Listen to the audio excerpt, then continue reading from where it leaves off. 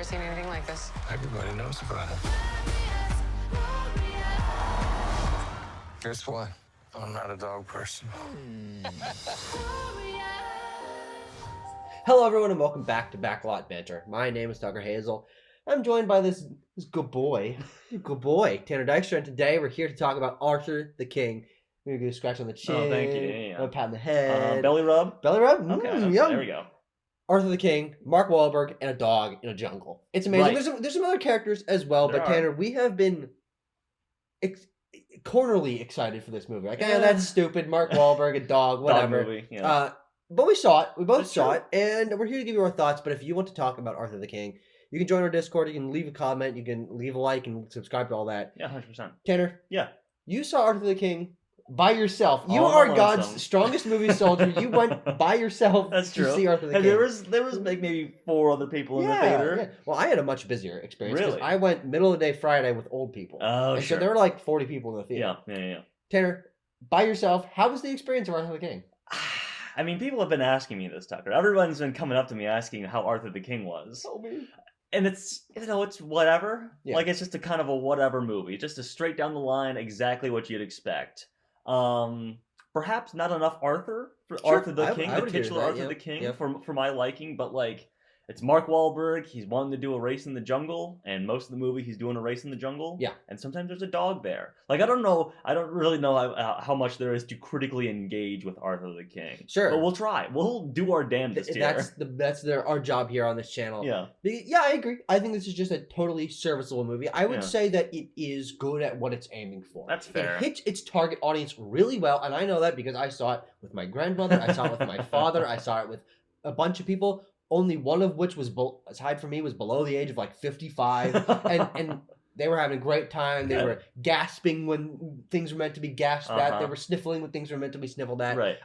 But as someone who isn't that target audience, I found it to be pretty corny. Yeah. I found it to be really cliche in some areas. I think some of the dialogue is really bad. There's Yes. a lot of ADR Yes. here where Oh, yeah. clearly we're just like, camera's far away and we're stitching in random lines to be like, oh, they're having just some looking at banter. our heroes like walking up a hill Yeah. or whatever. And just inserting random lines that don't feel Yeah. like they're connected. I think so. I think there are a couple technical issues, as I said, with the dialogue that I want to get into, and I think also the lighting, cinematography, I think are pretty weak. It's a very dark movie. Yeah, it's weirdly like grayed out for something that takes place in like a lush jungle. And it took me a while to figure out what it was. Oh yeah. But Tanner, there are no key lights in this movie. There are No. never lights on our characters. No. So they're always side lighted or backfilled. Yeah. And so it just makes everything like gray and Yeah. shadowed. Yeah. And I think that's probably the biggest like technical critique I can levy at this movie. Yeah.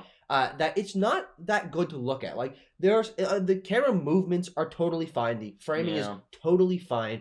But I really do think the lighting and the color grading takes away a lot from this like lush adventurous experience. Exactly. But everything feels like cold and dreary. Even when they're like out on a boat in the middle of the ocean when it's full sunlight out. I'm like, why does it look so gray? Where's the visual interest, especially in Arthur the King? Because we're certainly not getting it from our characters, are we, Tucker? So who? Wait, there are a couple I'm visually interested in. Well, I get it. I actually didn't know that because I know who you're talking about. You're talking about Nathalie Emmanuel. Nathalie Emmanuel and Simu are good people to look at. I didn't know that she was in it. Yeah, it says her name at the very end of the trailer. Wow. It says Simu, Nathalie Emmanuel, and Bear Grylls as himself.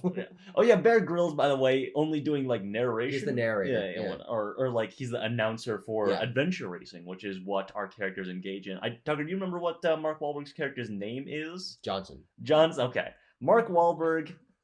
He's an adventure racer. Yeah. He loves to do an adventure racing, but he's too controlled. He's been doing it for 19 years. It's true. He loves pain. He loves the excitement of it. And until 2015, when his ego got in the way. That's right. And he lost his team the race by I think into forfeit. Yeah. Because he was kind of a dickhead. Right. And so in 2018, when this film actually takes place, he's trying to make up for that ego. He's working with a couple of people that are either he's known for a long time or is just getting to know. And I do want to give the movie credit where credit is due. I think that the ensemble cast is balanced very well. Sure. I think that Nathalie Emmanuel, Simu Liu, and the guy who I named The Navigator. Yeah, but he's got a funny name. What is his name? Pinky? No, it's something like that. Stinky. Inky, Pinky, Blinky, and Clyde. Yeah. But there are 4 people on this team, and I think that their personalities are balanced very well. They each have some sort of narrative function. Simu Liu is sort of like the battling ego. his ego comes to fruition a little bit more in this current race where and Mark Wahlberg has to sort of push back against that, sort of the inverse of the race that they had 3 years prior. Because he's like an Instagram model, and he's like, you just want me here because you need me for the sponsor, Mark Wahlberg, which is true. Yeah, and then his other buddy has a bad knee, and they've known him for a while, but he didn't tell Simu Liu that he was supposed to be on the other team. He was sort of like kicked off their team because he's too old, he's busted, he's got a bad knee. But yeah, so like, and I agree that from an outset that like, okay, the ensemble is kind of interesting. They all have their own thing. Nathalie Emmanuel is sort of like, She's doing rock climbing, but she's only doing it because her dad has cancer, and like he loves rock climbing, and he wants her to be like a rock climber, adventure racer. And she's the newcomer to the team. No one really knows her that well. So I think that from a writing standpoint, all of them have a narrative push that I found interesting. I think their personalities play off each other pretty well. They've got a pretty good group dynamic where there's fighting, and then someone will step in like, guys, calm it down. So I actually really thought that the group worked well together. I will say that I do think that Mark Wahlberg is the least interesting character. 100%. I think that him having to overcome his ego and learn to work better with other people is a totally fine narrative But push. Also, does he do that because his like we set up that his character arc is he has to overcome his ego. Yeah. But at the end, it's that he loves the dog. And I think that's an issue with. I think it's more of a self-sacrifice thing. Okay. Is in that 2015 race, he was not willing to self-sacrifice. He's like, we have to push forward. We have to push forward. And it was an ego thing. But by the point when Simu Liu's like, no, I got to keep going. He's like, no, we got to rescue the dog. No. Even before that, where he's like, you have to rest. You have to take it easy. It's not about winning completely. It's about making sure that we're in the best condition. Like, don't push yourself too hard. That's absolutely like his character arc there. But it also then, by the actual end of the movie, not the end of the race, it's about the dog. Yeah. Let's talk about the dog. Okay, so let's talk about Arthur. So that's the character we can name. Yes. Up until would you say the last 30 minutes is when we get mostly Arthur? Sure, yeah. Because that's when the narrative is then focused on Arthur because the race is finished. Up until then, we only get like cutaways to Arthur like running around in alleyways and stuff. And it's just a lot of Mark Wahlberg doing the race. Yeah. Which, I think most people are going to this because they're like, dog movie. Absolutely. That's how I sold it to my girlfriend. That's how I sold it to my grandma. But it's almost not true. Exactly. For at least over the first half. Yeah. Like, Arthur is in a couple cutaway scenes, but they don't meet until over halfway through the film. Exactly. I think it makes sense narratively, but I think it doesn't quite match the marketing, where it's like, it's very obvious that like, from what I gather from the marketing, Arthur was alongside them the entire goddamn time. And that's just not true from the events of the film. So, I guess from that standpoint, like if you're going to this as like, oh, it's Mark Wahlberg teaming up with the dog and doing a little adventure, like technically that's true for a portion of the film, but for a majority of it, it's not. They do try to like raise the stakes and do some tension moments, which I thought weren't entirely sort of ineffective. Such as the zipline rescue thing. Tanner? Yeah. That scene alone is worth like a star for this movie. I think that is a very good sequence. It's super unique. I think the way that it's shot with cameras from very far away, where it's very clear that this is like a stunt that they're doing. The fact that he has to unhook and go over and then swing the bike and then she's hanging from the bike. I'm like, that's really, really interesting. I've never seen anything like that on film. And I mean, my heart was pounding like, oh god, my palms are sweaty. That's fucking spaghetti. That's just because you have an inherent bias for Nathalie Emmanuel. Yeah, and I don't want her to hang from a bike. That's on fair. a frayed wire. I thought it was fine. I thought that sequence was fine. Like, I didn't think it was conveyed in an especially visually interesting way, because we're doing a lot of cutting back and forth between the faraway stuff is fine, but when we're like up in our people's faces and shaking around and stuff, I'm like, I don't know, I can't tell what's going on here. Well, this movie very much relies on shaky cam, like handheld cinematography, and not always in the moments you'd expect. I mean, okay, sure, they're hiking through the forest. Okay, sure, conversation whipping back and forth. That kind of makes sense for handheld cinematography. But even when it's like his wife is like checking the computer to see where he is, and the camera's focused on like the computer screen, and it's just like gently shaking back and forth. I'm like, that didn't need to be a handheld shot. What are we doing here? I don't know. What else here, Tucker? What else? Should we talk about? I don't know. They have to insert like a villain team essentially. Some antagonists who are like, "You're too old and stupid and busted, Mark Wahlberg. You'll never finish this race before us."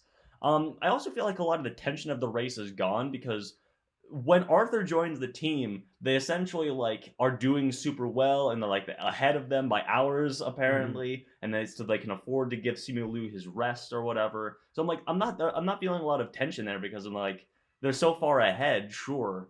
And then at the end they have to do the thing. They have to do the Rocky ending, where like, well, they didn't actually win, but they won in spirit. Yeah, and then he got his picture up on the wall. Of the sponsors. On the sponsor's wall. Yeah, I think that the pacing is a little bit weird in that regard in terms of how far behind are they, which elements of their journey allowed them to cut corners and catch up or surpass. Because I thought that it was going to be, and I feel like the narrative was encouraging this, that Arthur as an animal, as a character or creature that has been that lives in this area, knows this area very well, has a natural tracking instinct, and can lead him to finding easier routes to take. That's what I was thinking too. That never happens as far as I can tell. Well, because I think the issue therein would be, we also have a navigator character, a human navigator character, and you like, if you do that, then he is like useless to the team, as if everyone was telling them how he would be. Yeah, but then it ultimately ends up feeling like Arthur's kind of useless to the team. Like he's the mascot, it's a dog, you don't want the dog to die. But there's even this moment when they stop at a river and Arthur goes off his own way and they start going a different direction, and I'm thinking to myself, because Mark Wahlberg was sort of pausing there in the creek, and I'm like, okay, he's going to be like, Arthur, we were talking about how did he get, we're on zip lines and bikes and shit. They're setting all this up, so I'm like, obviously, and from the trailers and everything, it like you said, it implies this, that like, you should be following the dog. The dog knows his way around the island, but it never really happens. No, and I think that's the biggest narrative flaw in my opinion, because it means that Arthur ends up feeling like just the mascot. Yeah. There's the moment where he stops him from falling off the cliff. Okay, that's fine. That's whatever. That's like his introduction to the team, basically. That's when he's with them for the rest of the movie. Yeah. But they never end up following him, and so then it's like, okay, so it was them taking the boat that cut off all that time, and they were allowed to do that, which also seems like cheating to me. I'm not gonna lie. I would agree with that. Like, because they have to another ADR line is like, hey, are we allowed to take this boat? And I'm like, I don't know if that's in the spirit of adventure racing, but I'm not an adventure racer, so I don't really know. Tucker, there was something else that I wanted to bring up here, and it was, I don't know, something about... Was it maybe the drowning? The drowning scene is odd. It's very, very odd. Yeah. Because it is, I think, the moment of the film, and leading into that last act is actually very indicative of where the movie just becomes really, really saccharine and really like Mark Wahlberg's like, pulling out all the dog movie stops. Yeah. You know, it's like the dog's gonna die. Oh, the dog's not gonna die. Oh, the dog's gonna die. Yeah. It's like they can't take the dog with them to the United States. Actually, they can take the dog with them. They can't take the dog on the boat, but then the dog's on the boat. Yeah. Like, it does all these things where it just feels like they're writing situations to be like, yeah.